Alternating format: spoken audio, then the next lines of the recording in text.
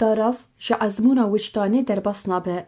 Zinar Ronî Dadgeha Bilind di derbarê dayika taybetînan de biryareke sosret girt. Dadgeha Bilind bi biryara ku girtiye taybetînan careke din kuşt. Dadgeh di biryara xwe de dibêje ji ber ku di dema xwe de serlêdan nehatiye kirin lewma jaliyê şêwazê ve kême.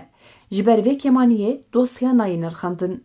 Li gorî dadgehê serlêdan di dema wê de nehatiye kirin. Beriya niha jî Dadgeha Bilind a Tirk û Dadgeha Mafê Mirovan a Ewropayê ji ber heman sedeman serlêdana doza Roboski'ye betal kiribû. 34 gundiyên Roboski'ye bi balafirên şer hatibûn kuştin. Lê daraza Tirk di komkujiyê de tu gemaniya dewletê nedît. Kurd carekê baweyeke fizîkî têne kuştin, cara duyem jî jaliyê darazê ve bi giyanî têne kuştin. Dadgeha Bilind di ciyê ku bêje taybetînan çima hatiye kuştin? Cenazeyê wê çima heft rojan li erdê maye? Dibêje we dereng serî lê daye. Gelo di dema xwe de serî lê dabûna. De encam cuda bûya? Qet bawer nakim. Hukuk herçiqas ji maddeyên Diyarbekirê jî dema daraz bixwaze dikare li gorî rêziknameyên giştî, li gorî peymanên navnetewî tevbigere û biryarên erînî bigire. Lê mixabin dema hiş û wijdan neqanîbe ku mav hatine bin pêkirin, daraz jî ji bo betalkirina serlêdanê rêyekî ji xwe re dibîne. Mesele ew e ku di hişmendî de li hemberî Kurdan dijminatî heye.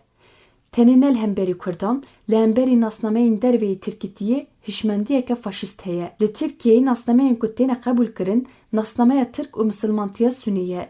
Ji derveyê vê heke nasnameyeke doza mav bike, ew wekî dijmin tê pênasekirin. Li gorî Dadgeha Bilind ji ber ku Kurd dijminin taybetînan jî jineke Kurd e, ew bûyerên bi serê wê de hatine heqe.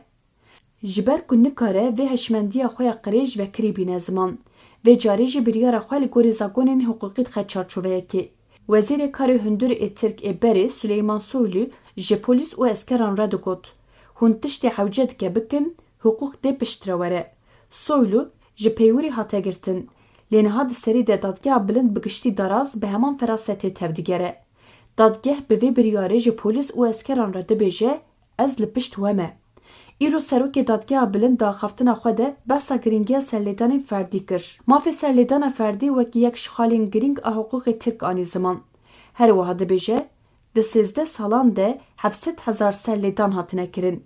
Lê ji van serlêdanan çend siyasî ne, çend ji ber diyarkirina ramanê siyasî hatine kirin, çend ji van erînî, çend heb bineyînî bi encam bûne behsa wê nake. Ji ber ku piraniya dozên fikrî bi redkirinê bi encam dibin, naxwazin behs nakin. Li Tirkiye mafê şîn û rêzgirtina jmiriyan re her dem tê bin pêkirin. Kuştin û windakirin laliyekê, rêza jmiriyan re jî tune. Her wiha malbat bi dilekî rehet nikarin şîna xwe jî bikirin. Herî dawî li Cizîrê polîsan êrişê darbesta Gerîlayê HPG Ferhat Tunç kir û piştî definkirinê destûrneda malbat li mala Şînê taziyeyan qebûl bike. Ferhat Tunç berî 8 salan şehîd ketibû. Dewlet di piştî 8 salan hêj nû cenazeda malbatê. Li gel vê jî hem destûra definê neda, hem jî nehîşt malbat li mala Şînê taziyedayîne. Di 6 îlonê de însiyatîfa ji mirî ra rêzgirtin li Mûşê panelek li darxist.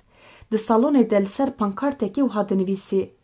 Rêya diçe aştiyê, di rêzgirtina jmiriyan re derbas dibe. Heke daraz dixwaze bi rastî aştiyek pêk were, hewceyê êdî xwe ji hişmendiya faşîzane rizgar bike.